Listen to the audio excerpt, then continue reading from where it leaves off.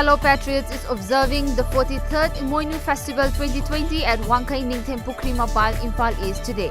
Lok Sabha MP Dr. R.K. Ranjan will attend the opening event as chief guest. Thousands of devotees are expected to throng the venue to seek blessings from Ima Imoinu, the goddess of wealth, later this evening.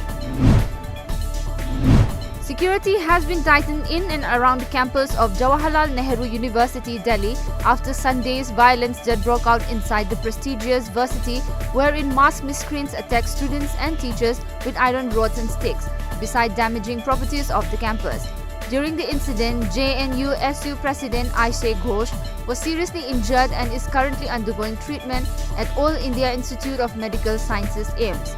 As per a report, police barricaded all the entrance of JNU, not allowing any outsiders or media persons to enter the campus during daytime.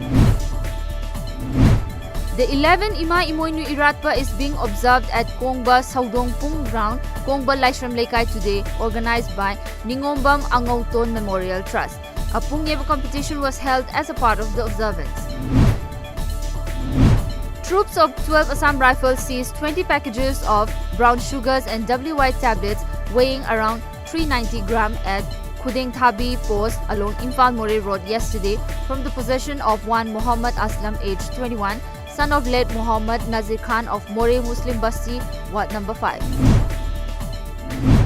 The Tidim Road stretch from Bishnupur headquarters to Khoijuman is littered with plastic waste used in drinking water bottle labeling. As per a report, half a kilometer of the stretch is filled with plastic waste since the past 3 to 4 days.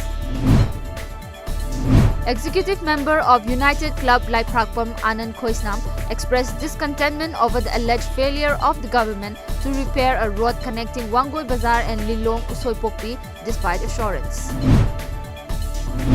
Jharkhand Mukti Morcha JAM MLA Rabindranath Mahato has today unanimously elected as the Speaker of the Jharkhand Assembly.